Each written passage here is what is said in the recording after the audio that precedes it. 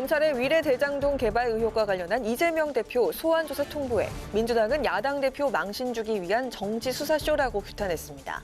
국민의힘은 이 대표에게 떳떳하면 성실히 조사를 받으라고 촉구했습니다. 야3당이 용산 이태원 국조특위 활동 결과를 담은 보고서를 단독으로 채택하고 이상민 장관 등 8명을 위증 등의 혐의로 고발하기로 했습니다. 국민의힘은 이상민 장관의 책임 명시 등에 반대하며 보고서 채택 전 회의장을 떠났습니다. 국회 외통위에선 이란은 아랍에미리트의 적이라는 윤석열 대통령의 발언 논란을 두고 공방이 벌어졌습니다. 야당은 대통령 입이 안보 리스크라고 지적을 했고 여당은 아랍에미리트의 최대 위협 국가는 이란으로 문제가 없다고 반박했습니다. 오늘 파워 인터뷰에선 배준영 국민의힘 의원과 함께 이재명 대표를 향한 검찰의 두 번째 소환 통보를 비롯해 전당대회 출마 결심을 굳힌 듯한 나경원 전 의원의 이야기까지 정치권 최대 이슈를 짚어보겠습니다.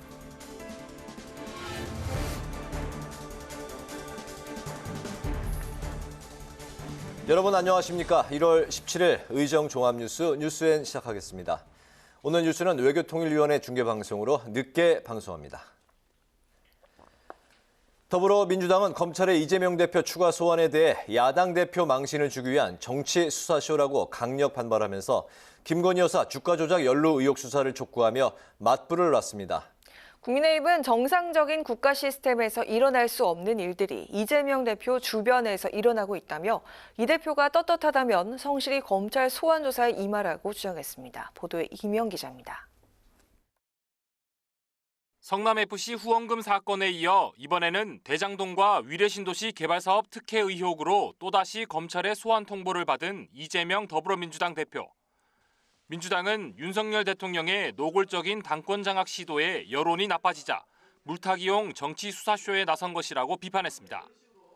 이번 설 밥상에 윤석열 정권의 치부와 실정이 올라올까 봐 전전긍긍하며 야당 대표 망신 주기를 넘어 악마화에 여념없는 모습입니다. 민주당은 김건희 여사 주가 조작 연루 의혹 사건에 대한 특검을 꺼내들며 맞대응했습니다. 민주당 검찰 독재 정치 탄압 대책위원회는 대검찰청을 항의 방문해 야당 대표에 대한 사법살인이라고 비판하며 김 여사에 대한 수사를 촉구했고 박 원내대표는 검찰이 계속해서 불공정한 수사를 이어간다면 특검으로 진상규명에 나서겠다고 압박했습니다. 반면 국민의힘은 이재명 대표를 향해 검찰 소환 조사에 성실히 임할 것을 촉구했습니다. 성일종 정책위의장은 토착 세력과 조폭이 결탁해 국가를 허무는 상상할 수 없는 일이 벌어졌다며 이 대표가 떳떳하다면 진실의 문 앞에 당당히 서길 바란다고 말했습니다. 자신의 비리를 덮기 위해 정치 탄압, 정치 검찰이라고 비난을 하고 있지만 조폭과 손을 잡고 토착 세력과 검은 거래를 했던 부정비리 의혹을 덮을 수는 없습니다. 또 조폭 출신인 김성태 쌍방울 전 회장이 귀국하니 이 대표가 방어막을 치고 있다며 변호사비 대납 등 각종 의혹에 대해 검찰의 철저한 수사를 촉구했습니다. 한편 이재명 대표가 검찰 소환 통보에 침묵 중인 가운데 당내에서는 출석 여부와 대응에 대한 의견이 엇갈렸습니다. 김종민 의원은 이 대표에게 정치적, 도의적, 행정적 책임이 있다며 하루빨리 사실관계를 정리하고 대표와 당을 분리해서 대응해야 한다고 주장했습니다. 반면 고민정 최고위원은 대표는 자중하고 있는데 주변에서 하는 발언들이 오히려 당을 사법 리스크 논란으로 몰아가면서 역효과가 나고 있다고 반박했습니다. 국회 방송 김희연입니다.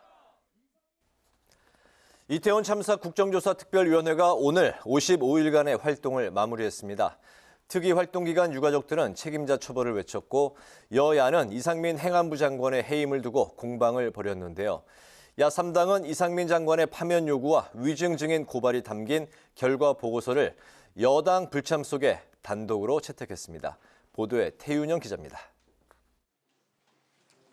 55일간의 활동을 마무리한 이태원 참사 국정조사 특별위원회. 마지막 회의에서 야3당은 단독으로 이상민 행정안전부 장관의 파면 요구를 담은 국정조사 결과 보고서를 채택하고 이 장관과 윤익은 경찰청장 등을 위증 증인으로 고발하는 안건도 의결했습니다. 정치적 주장이라고 맞섰던 국민의힘 입장을 함께 담는 방안도 고려됐지만 여야는 결국 합의점을 찾지 못했습니다. 국정조사를 통해서 여러 가지 문제점이 드러나고 특히나 행안부 장관의 문제점 등등이 드러난 부분을 이 결과 보고서에 담지 않을 수가 없다.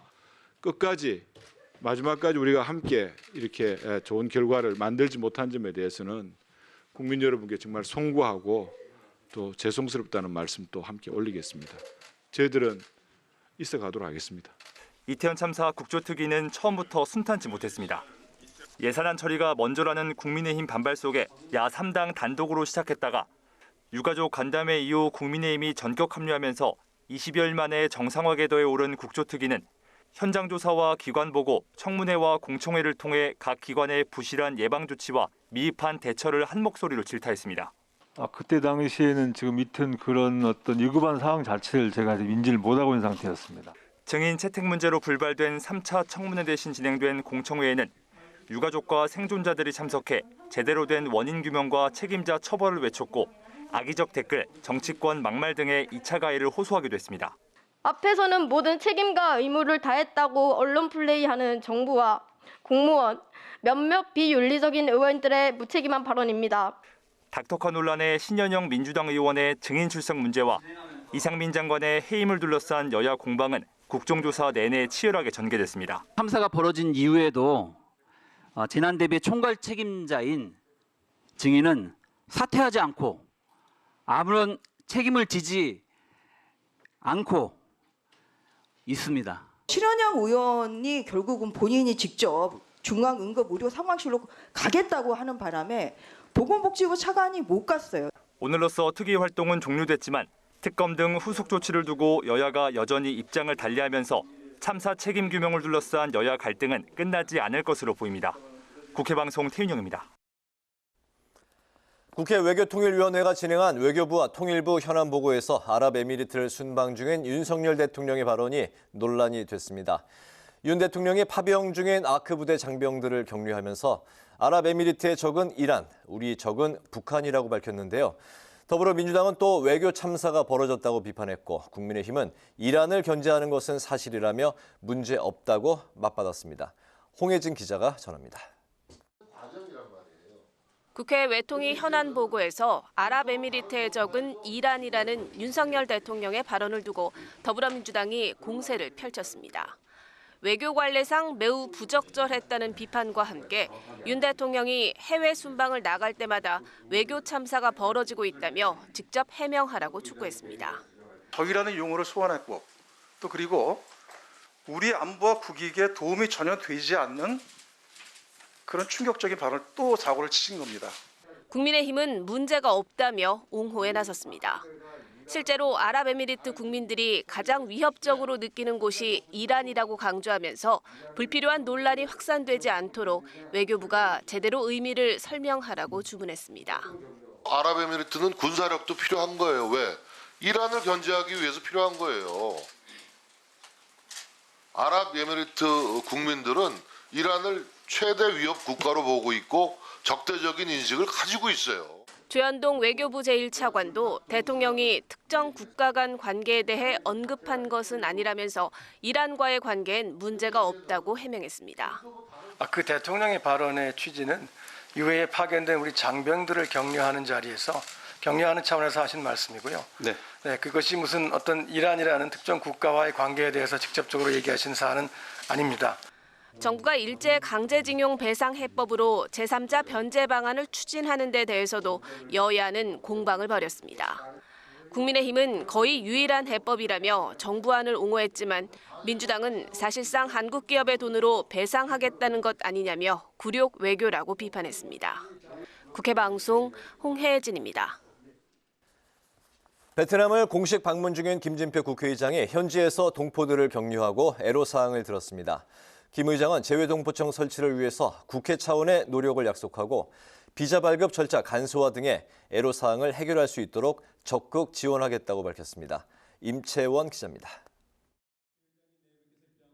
현지 시간 16일 김진표 국회의장이 베트남의 수도 하노이에서 우리 동포 대표들과 만났습니다. 김 의장은 포괄적 전략 동반자 관계로 격상된 베트남은 동남아시아 국가연합 아세안과의 연대에 있어 핵심 파트너라며 양국 간 관계 발전을 더욱 촉진시킬 수 있도록 동포들의 역할을 당부했습니다.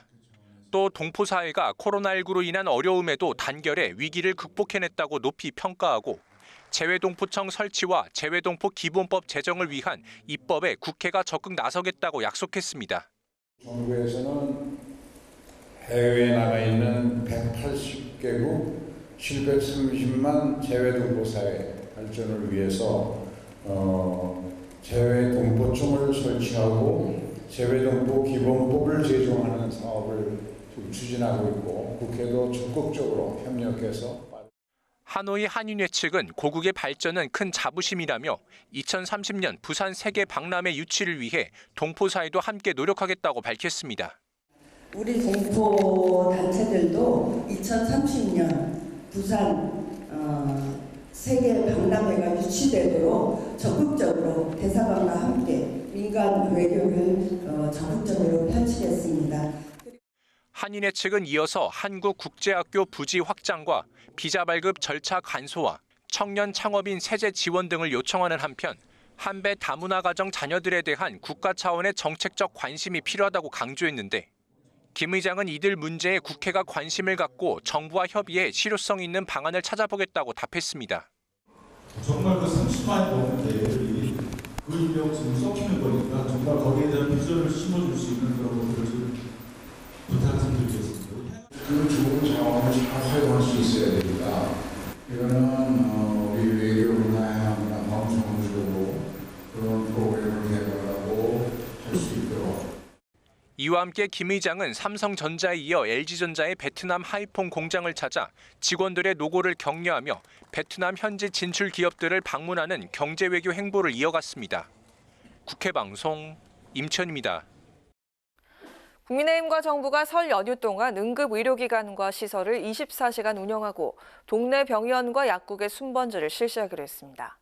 성일종 국민의힘 정책위 의장은 설 명절 특별국민안전대책 당정협의회 후 설 연휴 응급의료공백 방지책을 마련했다며 이같이 밝혔습니다. 또 화재 예방을 위해 오는 20일부터 25일을 소방방재청 특별경계 근무기간으로 정하고 전통시장과 요양병원, 쪽방촌 등의 안전관리를 강화하기로 했습니다. 인파관리 대책으로는 전통시장이나 지하철 등의 안전대책 마련을 주문했고 경찰이 순환근무를 강화해 안전에 신경 쓰기로 했다고 설명했습니다. 정의당 이정미 대표는 오늘 신년 기자회견에서 권력구조 전반의 개혁을 다 이룰 수 없다면 대통령 결선투표제 원포인트 개헌부터 합의하자고 제안했습니다. 이 대표는 대통령과 여야 등 모든 정치권이 비례성과 대표성 강화를 주장한다면 승자 독식의 폐해를 극복하는 선거제 개혁을 이뤄야 한다며 이같이 주장했습니다.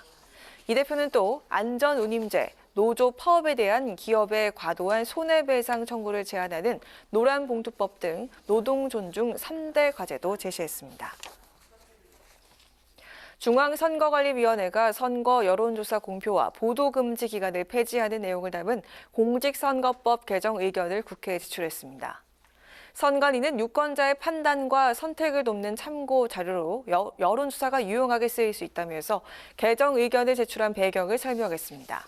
하지만 사전투표 개시일부터 선거일 투표 마감 시각까지 사전투표를 한 사람에 대한 여론조사 공표와 보도는 계속 금지할 필요가 있다고 선관위는 밝혔습니다.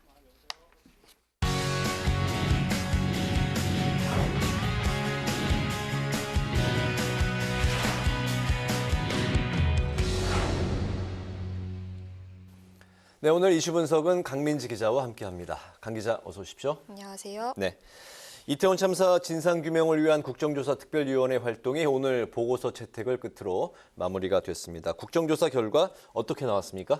네, 지난해 11월 24일 이태원 참사 이후 약 한 달 뒤 출범한 이태원 국정조사 특위 활동이 오늘 종료됐습니다. 네. 이 활동 결과 보고서 야 3당 단독으로 채택됐는데요. 이 가장 대립하던 문제인 이상민 장관의 책임 명시 여부는 포함됐습니다. 이 민주당은 참사 책임 정점에 이 장관이 있다고 보고 책임 문제를 반드시 포함해야 한다고 주장했는데요. 국민의힘은 정치 공세로 판단하고 이 장관 책임론을 넣을 수 없다고 맞서며 결국 회의장을 떠났습니다. 민주당은 여야 입장을 병기에 채택하자고 제안도 했지만 여당은 정부 요구사항에 대한 병기를 받아들이기 어렵다며 반대했습니다. 이 야당의 위증 증인 고발 문제를 두고도 부딪혔는데요. 야당은 이상민 장관과 한우섭 대통령실 국정상황실장 등 청문회 출석 관계자 7명을 위증 혐의로 고발해야 한다고 주장했는데 이 서울시에서 유족 명단을 받지 못했다는 1차 기관보고 발언과 재난관리 주관기관장이 정해진 바 없다는 이 장관의 발언 등을 문제 삼았습니다. 하지만 국민의힘은 모든 책임을 윤석열 정부에 덮어씌우려는 의도, 이상민 장관을 탄핵하기 위한 증거 수집이라며 반발했고 결국 이 역시 야3당 단독으로 처리됐습니다. 네, 결과 보고서가 결국에 이제 야3당 단독으로 이제 처리가 됐는데 그동안 이제 국정조사 특위 그 시작부터 참 쉽지가 않았습니다. 국조특위는 그다음 55일 동안 두 차례 그 현장 조사 그리고 이제 기관 보고를 이제 진행을 했었는데 두 차례 또 청문회와 유가족 공청회도 열었었습니다. 그동안의 이제 과정을 다시 한번 좀 정리를 해볼까요? 네, 국민의힘 전격 합류 뒤 이 여야 합동의 첫 발은 이 1차 현장 조사였는데요. 이태원 참사가 났던 해밀턴 옆 골목에서 1차 현장 조사를 벌였습니다. 그 현장 먼저 보고 오시죠. 네. 사전에 배치된 분들이 있다고 그랬는데 그분들은 어디 배치돼 있었냐 이걸. 이 T자형 전면부에도 있었고요. 그래서 사람들 통제도 하고 있었고 저희가 도착했을 때 그 후면부에도 경찰관들이 있었습니다. 이후 용산구청과 행정안전부를 상대로 한 차례 더 현장 조사를 진행해서 재난 컨트롤 타워 역할이 제대로 수행됐는지도 점검했습니다. 또 대통령실 국정상황실과 서울시, 용산구청 등 기관을 상대로 각각 기관 보고를 받고 역시 재난 대비 부족에 대한 책임을 물었는데요. 직접 들어보시죠. 용산구청에서 거기에 CCTV만 하나 설치해 놨더라면은 관제센터 모니터 요원들이 실시간으로 저기 문제가 있다. 라고 판단하고 지시를 했더라면은 이런 사고는 없었을 거다.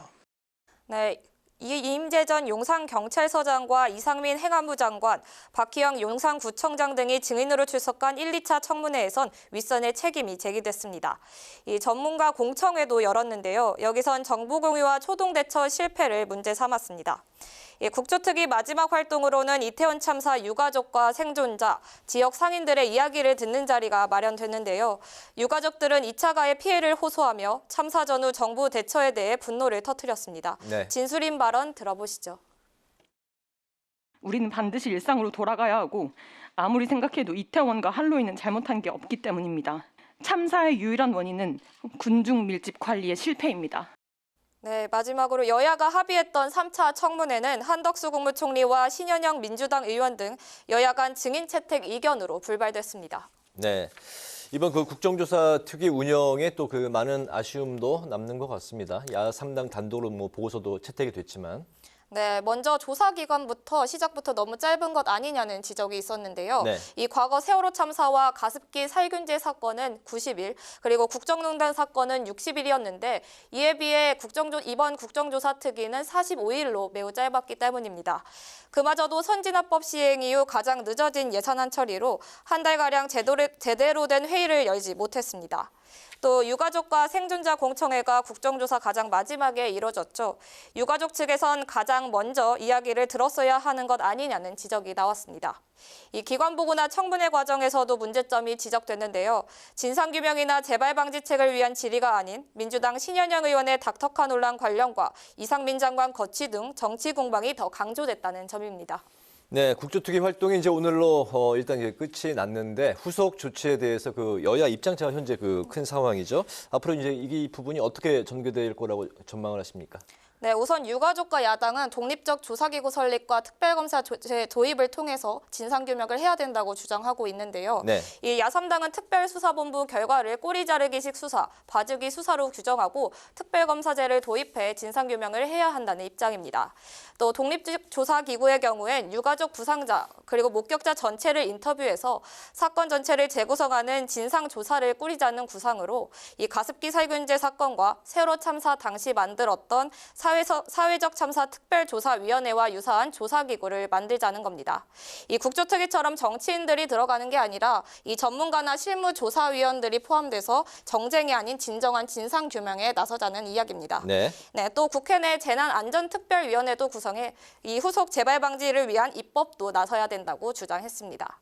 이 진상조사기구 설치를 위해선 세월호 참사 특별법처럼 별도의 법을 제정해야 하는데요. 이 국민의힘은 특검과 특별법 제정 모두 유보적인 입장입니다. 이 필요한 부분이 있다면 검찰 송치 후 추가 수사를 벌이면 된다는 입장인데요. 민주당에선 이상민 행안부 장관의 탄핵 소추안 발의까지도 검토하고 있어서 여야 갈등은 계속될 것으로 보입니다. 네, 생존자 진술 중에 우리는 반드시 일상으로 돌아가야 된다. 뭐 이런 또 진술이 두고두고 좀 그 뇌리에 남게 되네요. 알겠습니다. 오늘 이슈 분석은 강민지 기자와 함께했습니다. 강 기자 수고했습니다.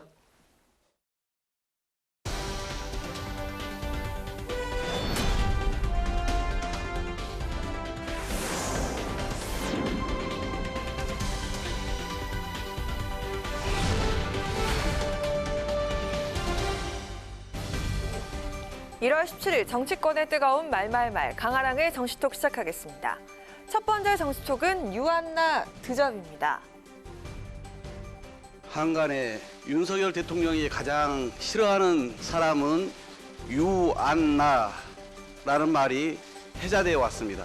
최근 당권 장악에 거침없이 나선 윤 대통령은 내부 총질은 오직 나만 할 수 있다는 듯 이 유한나, 즉 유승민, 안철수, 나경원을 향해 거센 드잡이 중입니다. 대통령은 그저 미운 3인방 속가내느라 날 새는 줄 모릅니다. 윤 대통령이 싫어하는 유한나, 바로 유승민, 안철수, 나경원 전 의원을 지칭한 건데요. 그런데 갈등이 표면적으로 드러났던 유승민, 나경원 전 의원은 그렇다 치고 박홍근 원내대표가 지목한 유한나 중에 안철수 의원이 포함된 건 좀 이해하기 어렵다는 반응이 있습니다. 유나가 아닌 굳이 안철수 의원까지 포함해서 유안나라고 지칭한 것은 야당 측의 다분한 전략적 노림수가 아니냐는 지적도 나오는 상황인데요.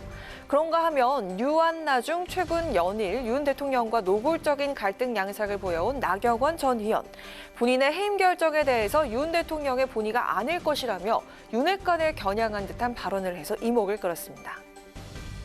오히려 나경원 전 의원의 위상을 높여주고 있는 거 아닌가요? 이게 뭐 투사형이 아니거든요. 그렇죠. 근데 자꾸 저렇게 투사를 만들려고 그러는 것인지 윤핵관이라는 분들이 나경원 의원을 결과적으로 키워주는 효과를 가져올 텐데 굳이 왜 그런지 잘 모르겠어요. 나경원 의원은 지금 보면 친윤 반장? 이런 식으로 이제 전략을 정리한 것 같아요. 윤석열 대통령 위해서는 열심히 노력하겠지만 장제원 의원으로 대표되는 윤핵관하고는 거리를 두겠다. 당대표 출마 거의 외통수예요. 이 같은 예상대로 오늘 나경원 전 의원은 윤 대통령이 당선 후 찾았던 대구 동화사를 방문해서 출마 결심에 대한 의지를 드러냈습니다. 그런데 대통령실이 또 한 번 즉각 반박하고 나섰는데요. 오늘 오전 본인의 해임이 대통령의 뜻이 아닐 것이라는 나 전 의원의 발언에 대해서 대통령의 정확한 진상 파악에 따른 결정이라면서 작심한 듯이 정면으로 부인을 한 겁니다. 쉴드 치는 거 포기. 전당대회 전반에 대해서 누구랑 친하다, 그 사람이랑 뭐 멀지 않다 이런 얘기를 할 때가 아니고 내 생각을 얘기를 하란 말이에요. 내 생각을. 근데 지금 그 메커니즘이 완전히 없어요. 본질이 살아야 된다고 생각해요. 그러지 않으면 당이 망하는 거예요. 본질이 사라지고 친윤과 머릿만 남은 듯하다는 당내 이 같은 우려 속에 오늘 3월 8일 전당대회를 앞두고 있는 국민의힘, 컷오프와 결선 투표 등 유력 주자들의 셈법은 더욱 복잡해질 것으로 보입니다. 이어서 오늘 두 번째 정치톡은 책방지기 문입니다. 문재인 전 대통령이 이르면 다음 달에 양산 평산마을에 북카페를 연다는 소식이 전해지면서 국민의힘이 이를 비판하고 나섰습니다. 책방이라는 핑계로 정치 공간을 만들어 조여오는 여론에 대한 대응을 하려는 것 아닙니까? 문 정권에서의 비리 의혹들이 튀어나오자 이젠 정치 공간이 필요해진 것입니다. 잊혀진 삶이 아니라 잊혀지지 않기 위해서 안간힘을 쓰는 삶이 아닌가. 퇴임 전 수차례 잊혀진 삶을 살겠다고 공언해온 문 전 대통령. 그 발언이 이렇게나 사사건건 자신의 발목을 잡을 줄은 본인도 예상을 못했을 터. 문 전 대통령이 직접 책방지기가 돼서 방문객들과 종종 차도 마시고 책 이야기도 나눌 예정이라고 하는데요. 하지만 정치권 일각에선 이 책방이 친문 인사들의 구심점 역할을 할 가능성까지 점쳐지고 있는 상황입니다. 친문계 결집 가능성, 그리고 이 대표가 처한 최근 상황 때문일까요? 이재명 대표의 팬카페 제명인의 마을에선 이렇듯 책방 개점 소식을 비난하는 노골적인 비판글이 올라오는 등 예민한 반응들이 이어졌습니다. 더군다나 내일 문정부 청와대 참모들을 비롯한 친문 인사들이 참여하는 정책연구 포럼, 이른바 사이제가 출범을 앞두고 있어서 시기적으로도 더 우려와 비판이 이어지고 있습니다. 자체 당내의 개파성, 개파의 대립과 반목을 부채질할 수가 있다는 점에서 더 절제되고 조심을 해야 될 필요가 있다고, 지금 이재명 대표가 어려운 입장에 빠져 있는데 반대 개파에서 다른 결속의 자리를 마련한다면 저는 오해 사기 딱 쉽다고 생각합니다. 자제해야 되고 자중해야 된다고. 정우택 국회부의장은 친문 인사들이 총선 준비 세력화에 나섰다면서 양심이 있느냐며 맹 비판하기도 했습니다. 친문 포럼의 출범에 이어서 문재인 대통령의 책방 개점까지. 과연 이 책방은 우려대로 일종의 친문 아지트가 될지 아니면 그저 평산마을에 소박한 문화공간이 될지 귀추가 주목됩니다. 지금까지 강아랑의 정시톡이었습니다.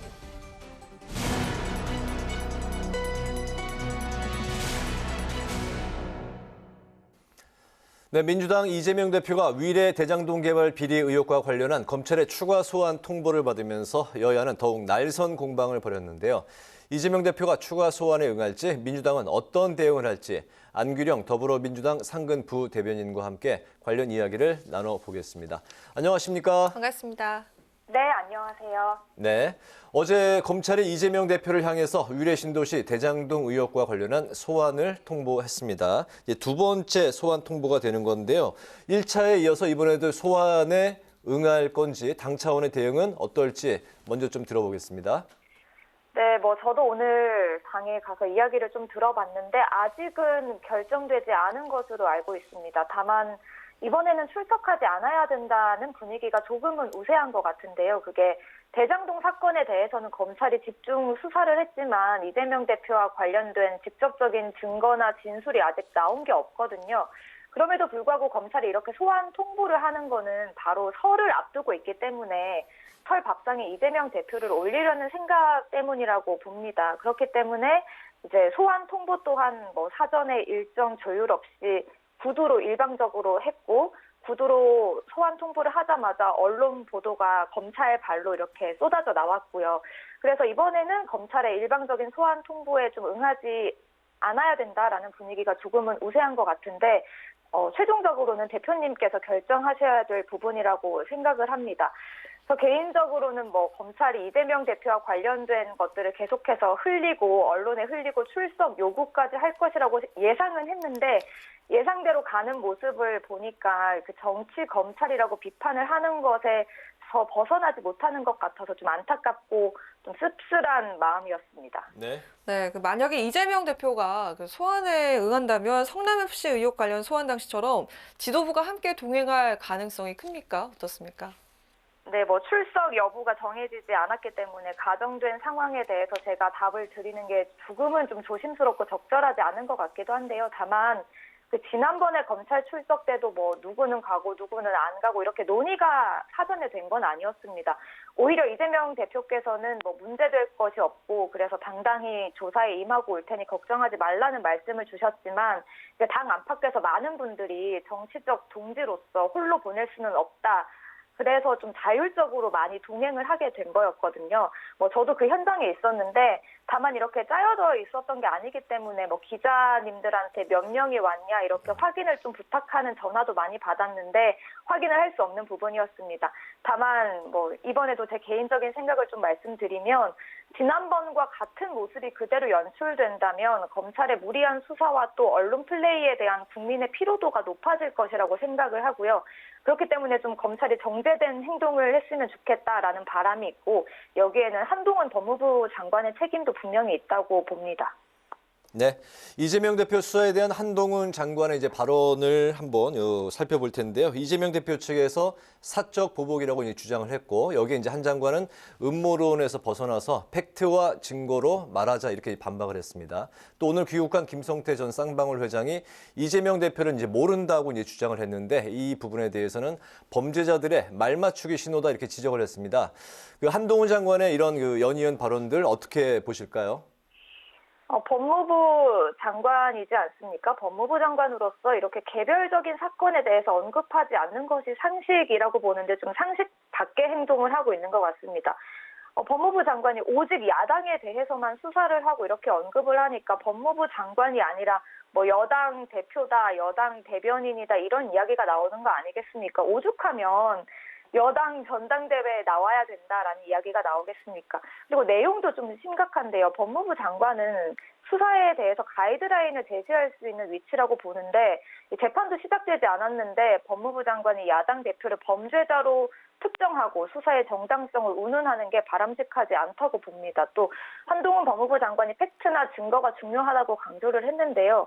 팩트나 증거가 있는 사건은 어떻습니까? 도이치모터스 주가 조작 사건 같은 경우에는 김건희 여사가 직접 주문을 지시하는 정황이 담긴 녹취록이 공개가 됐는데도 당사자에 대한 소환 조사가 이루어지지 않고 있고요. 대장동 사건과 관련해서도 정영학 녹취록에 등장하는 50억 클럽 그리고 검찰 전관들에 대해서는 뭐 수사가 전혀 이루어지지 않고 있습니다. 한동훈 장관이 뭐 팩트나 증거 얘기하면서 제대로 수사를 하라고 검찰에 지시해야 할 대상은 증거나 진술이 차고 넘치는 뭐 50억 클럽, 검찰 전관들 그리고 김건희 여사가 아닐까 싶습니다. 네, 오늘 말씀 여기까지 듣겠습니다. 고맙습니다. 예, 감사합니다. 안규령 더불어민주당 상근 부대변인과 이야기 나눠봤습니다. 피할 이유도 없으니 당당하게 맞서겠습니다. 윤석열 대통령이 국민들의 설 밥상에 야당 대표를 향한 조작 수사를 올리려는 검찰의 언론 플레이에 강한 유감을 표합니다.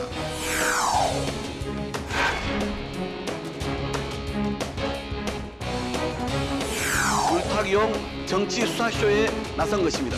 야당 대표 망신 주기를 넘어 악마화에 여념없는 모습입니다.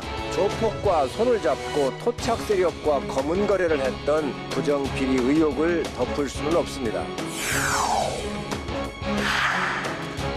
교체도 완성되지 않아요. 우리는 작년에 이따가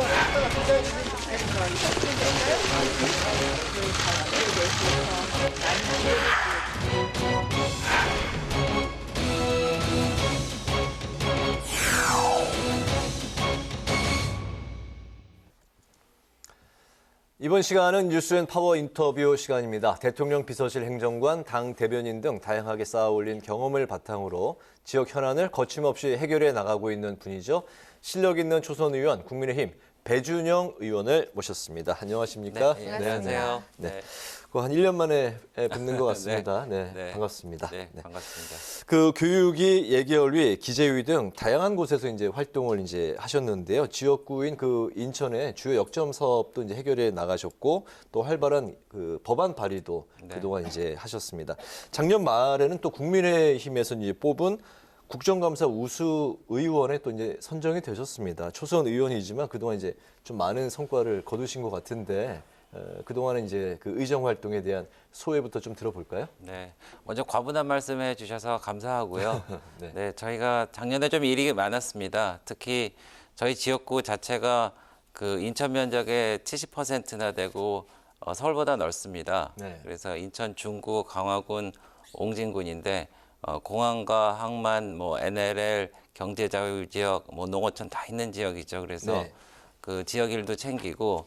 또 국정감사 같은 경우에는 제가 기획재정위원회 위원으로서 저는 법안을 많이 만들어서 규제를 한다기보다는 가급적이면은 바람막이가 돼주고 또 길을 열어주고 이런 쪽으로 제가 법안을 좀 많이 발의를 했던 것 같아요. 네, 숨통을 틔워주는. 네, 그렇습니다. 예를 들어서 기름값이 굉장히 올랐지 않습니까? 그래서 제가 기름값에 대한 그 유류세, 탄력세율을 30%까지 내리도록 제가 촉구를 해서 그렇게 됐고 네. 또 법안도 제가 내서 너무 많이 오르면은 50%까지 깎아주는 뭐 그런 법안도 냈었고요. 그리고 한국은행 같은 경우도 저희 상임위에 속해 있어서 물가 관리라든지 뭐 이런 쪽에 대해서 정말 국민만 바라보고 그런 정책을 좀 해달라 그런 것을 촉구를 했고 그런 것들이 좀 기억에 납니다. 그리고 작년에 좀 선거가 있었잖아요. 네네. 예, 그래서 인천시당 위원장으로서 대통령 선거도 이제 인천에서 지휘하고 공천관리위원장을 맡아서 141명을 저희가 공천했는데 92명이 됐습니다. 그 과정에서 굉장히 힘들었지만 좀 보람도 있었고 그런 한 해였습니다. 그렇군요. 네. 우리 검찰이 이재명 대표에게 위례 신도시와 또 그 대장동 개발 비리 의혹과 관련해서 두 번째 소환 통보를 했는데요. 이 대표 측에선 물증이 없이 그 부름에 나가지 않겠다 이렇게 입장을 표명을 했는데 네. 순순히 소환에 응할 것 같지가 않습니다. 그 출석 여부 이 대표 어떻게 예상을 하십니까? 그래서 그 서초동의 이야기를 자꾸 이제 여의도에서 하게 돼서 좀 저도 어렵습니다. 근데 이제 문제의 본질은 그 대장동 사업에 7%를 참여한 민간 기업이 4천억 원을 걷어갔습니다. 그러면은 50%를 투자한 성남도시개발공사는 얼마를 가져가야 될까요? 겨우 1,800억밖에 가져가지 못했거든요. 그러고 이 사건이 벌써 1년 4개월 전에 그 이재명 당시 그 대통령 경선 후보의 그 경선 과정에서 불거져 나왔습니다. 문재인 정부에서 일어났던 일들이거든요. 그래서 이 문제가 이제 출석하고 말고의 문제가 아니고 좀 빨리 매듭 지어야 되겠다. 민주당으로도 부담이 되는데 예를 들어서 정성호 의원 같은 분은 정말 그 백년지기에 가까운 친구분인데도 민주당의 그런 사법 리스크에 대한 부담을 주지 말라라는 그런 말씀도 해 주셨고 그리고 영화 헤어질 결심이라고 보셨는지 모르겠는데 거기에 그 정의로운 경찰관이 있는데 좀 그 여성 그 범죄 피의자한테 뭐 심정적으로 가까움을 느껴갖고 좀 이렇게 해보려고 그러다가 근데 그 여성 피해자분이 정말 범죄인 같거든요. 그래서 헤어질 결심을 하는 거죠. 민주당도 이제 제 갈 길을 가려고 하면은 이제 헤어질 결심을 해야 되지 않을까 싶습니다. 언제까지 이렇게 끌려다니겠습니까? 네, 알겠습니다. 네. 그 민주당은 그 이번 소환에 대해서 설 민심을 노린 그 정치 쇼다 이렇게 이제 네. 반발하고 있는 상황이고 조금 전에 그 안규령 상근 부대변인과 이제 그 인터뷰 들으셨는지 모르겠는데 네, 네. 그 2차 소환은 응하지 않는 분위기가 당내에 조금 더 현재는 우세한 분위기다. 뭐 이렇게 분위기도 전했습니다. 그 민주당의 이런 분위기, 이런 반발 그 어떻게 그 말씀을 하실까요? 민주당에서 아주 곤란할 겁니다. 사실 첫 번째는 나가서 그냥 병풍을 섰지만은 두 번째까지 그렇게 민주당 지도부나 의원들이 나가서 병풍을 쓰기에는 좀 깨름직한 부분이 좀 있을 거고요. 그러니까 이재명 그 대표가 지금 그 변호사비 대납이라든지 대장동 사건이라든지 그리고 성남 FC 관련된 사건은 모두 대표가 되기 전에 일어났던 일들입니다. 네. 예, 그러니까 본인이 이제 계급장 뛰고 나가서 무죄임을 입증하고 돌아오는 게 맞죠.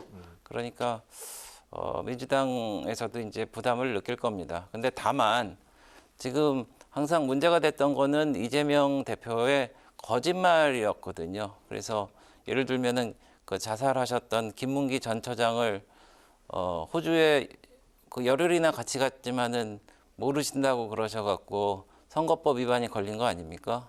그래서 그게 유죄가 되면은 민주당은 대선 후보로서 받았던 434억 원을 다시 개원해야 돼요. 그런 상황이 정말 오도 가도 못할 정말 곤란한 상황이라고 생각은 되지만은 말씀드렸다시피 이제 헤어져야 되지 않겠습니까? 네. 네, 이재명 대표 관련 마지막 질문 드리겠습니다. 그 변호사비 대납 의혹의 핵심 인물로 꼽히는 김성태 전 쌍방울 그룹 회장이 오늘 입국을 했는데요. 네. 그 서로 뭐 본 적이 없다 이렇게 얘기를 하고 있습니다. 이재명 네. 대표는 뭐 속옷 산 기억만 있다 이렇게 얘기를 네. 하고 있는데 네. 자 이제 검찰이 본격적으로 김 전 회장을 둘러싼 의혹을 조사를 하기 시작했습니다. 이게 이재명 대표에게 어떤 영향이 있을까요? 네, 죄수의 딜레마라고 해서 사실 그 감방에 각각 갇히면 서로 말을 안 맞추고 하게 되면 가중처벌 받지 않습니까? 거짓말하는 사람이. 근데 그거 하기 전에 서로 이제 공개석상에서 입을 맞춘 게 아닌가 그런 생각이 들고요. 지금 그 쌍방울의 김성태 전 대표의 사실 많은 사람들이 이재명 당시 이 경기지사 캠프에 가서 일을 했습니다. 이화영 부지사도 그렇고요. 그리고 노모모 변호사라는 분도 계시고요. 그리고 경제수석이라는 분도 계시고 정말 그 쌍방울에서 월급을 받거나 직위를 갖고 계셨던 분들이 그렇게 많이 가서 일하는데 그 오너를 모를 수가 있을까 하는 생각이 들고요. 또 하나는 그 김성태 대표가 할 때 그 부회장이 있습니다. 회장을 할 때 부회장이 있는데 그분이 김만배 씨가 지난번에 감옥에서 나올 때 헬멧을 쓰고 나타났던 오토바이맨입니다. 네. 김만배 씨랑 또 김성태 씨랑 이렇게 가깝다는 얘기도 되는데 김만배 씨야말로 권순일 대법관이라고 계시는데 네. 그분이 화천대유의 고문으로 월급을 뭐 1,500만 원인가 받으셨던 그런 분인데 그 이재명 대표의 그 대법원 판결이 있기 전에 무려 그 전후로 해서 그 김만배 씨가 권순일 대법관의 방에 8번을 들락날락했다는 거 아닙니까? 그래서 대법원 판결에 실질적으로 영향을 미쳤다라는 그런 일부 진술도 나오고 있고요. 그래서 이거는 법원에 가면은 진실이 가려질 겁니다. 네, 알겠습니다. 이번엔 그 국민의힘 전당대회 이슈를 이제 짚어보겠습니다. 최근에 이제 그 주말 동안에 나경원 전 의원과 이제 그 장제원 의원 간의 설전이 굉장히 이제 네. 뜨겁고 이제 커다란 이슈가 됐었습니다. 뭐 그 서로 간에 주고받은 이제 그 공방, 그 말이 굉장히 날이 섰었습니다. 뭐 폐륜 정치, 뭐 반윤의 우두머리, 제2의 진박 간별사냐, 뭐 그랬었는데 그 당 대표 자리를 놓고 당내 이게 좀 내홍으로 비춰지기도 하는데 지금 당내 그 선관 위원이시죠. 네, 네.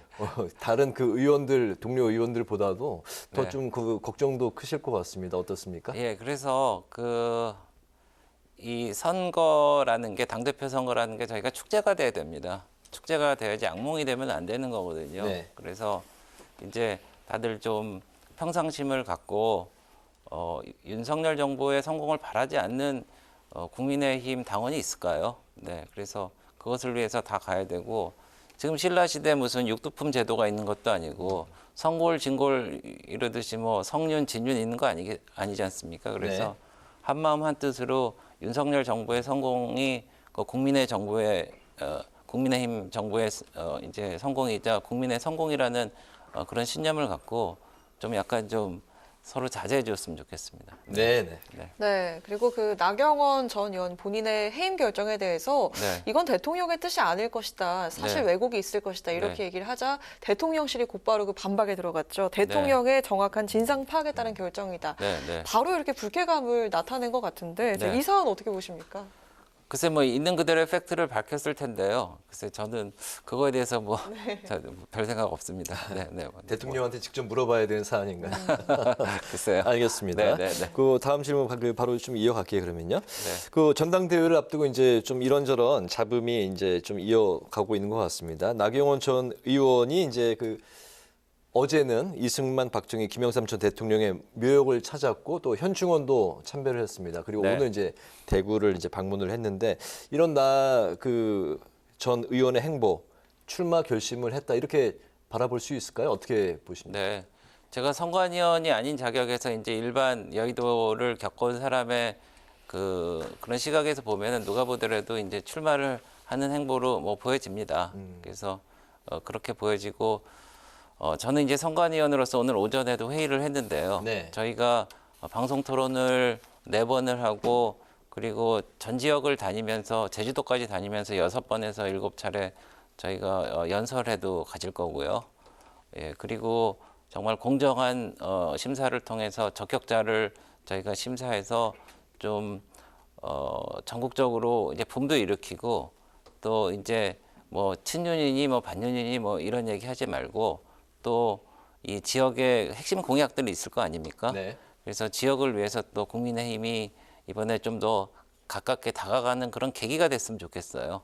그래서 그런 것도 오늘 아침 선관위 회의에서 논의했는데 글쎄요, 좀 잘 진행됐으면 좋겠습니다. 그렇게 노력하겠습니다. 8일이죠? 네네. 나 전 의원은 어쨌든 그 출마 분위기로 해석하신다. 그래서 행보는 그런데 근데 뭐 제가 말씀드리지만 저는 선관위원인데다가 가정을 전제로 말씀드리기도 힘들고 아마 나경원 전 대표께서도 스스로 좀 헷갈리실 거라고 생각이 드는데 하여튼 외견상 보기로는 뭐 그렇습니다. 알겠습니다. 네, 그 의원님 지역구 얘기 좀 해볼까 하는데 인천 그 중구 강화 옹진 지역이잖아요. 최근에 아주 큰 성과가 있으셨더라고요. 백길로 꼭 이용해야 하는 그 백령도 주민들을 위해서 백령공항 건설을 추진해서 최종 확정이 되는 그런 성과를 거두셨는데 어떻습니까? 한번 얘기를 좀 들어볼까요? 아, 진짜 감개무량하죠. 백길로는 뭐 4시간 반 걸리는데 이제 50인승 비행기로 이제 대한민국의 모든 국민들이 뭐 김포공항이나 이런 거를 통해서 편하게 갈 수 있으니까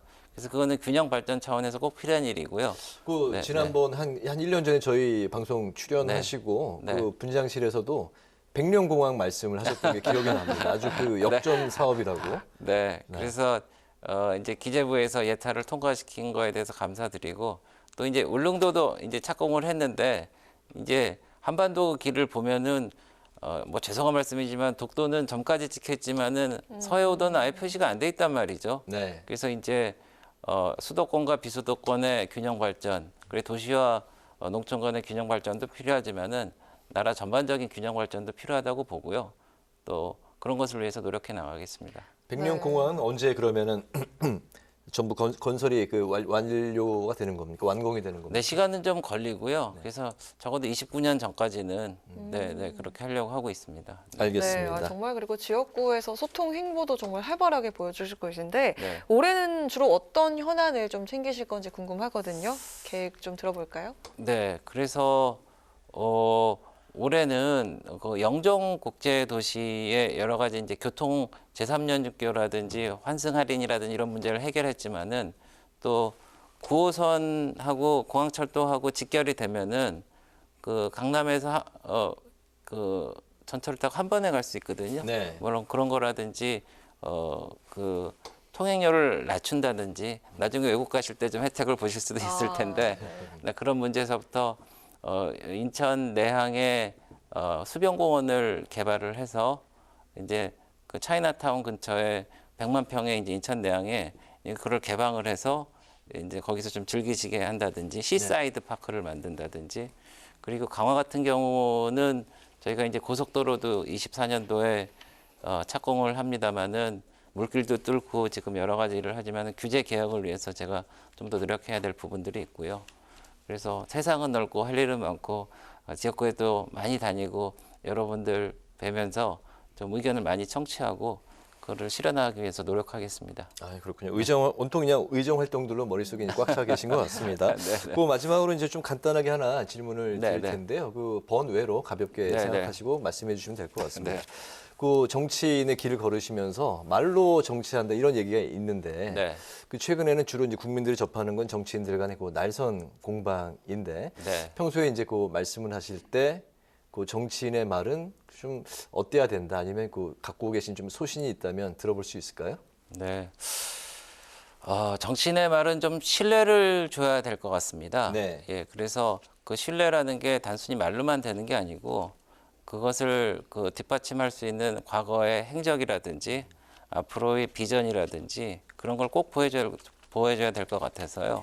그래서 그런 거를 이제 국민 여러분들께 보고할 때 가감 없이 전달하고 그런 진정성이 전해져야만 아마 성공한 정치인이 되지 않을까 생각을 하고 오늘도 그렇게 노력하고 있습니다. 알겠습니다. 오늘 뉴스엔 파워 인터뷰 이제 마치겠습니다.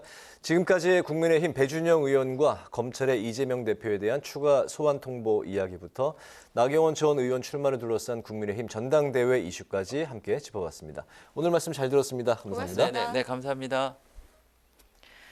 네, 오늘도 강한 추위가 이어졌습니다. 당분간 예년 이맘때보다 춥겠지만 내일 아침 기온 오늘보다 조금 오르겠는데요. 내일 아침 서울 영하 4도 예상되고요. 중부지방은 밤부터 새벽 사이에 눈이 조금 날리겠습니다. 대기 정체가 이어지면서 중서부 지역의 공기도 탁할 것으로 예상됩니다. 네, 오늘 뉴스에는 여기서 마치겠습니다. 시청해 주신 여러분 고맙습니다.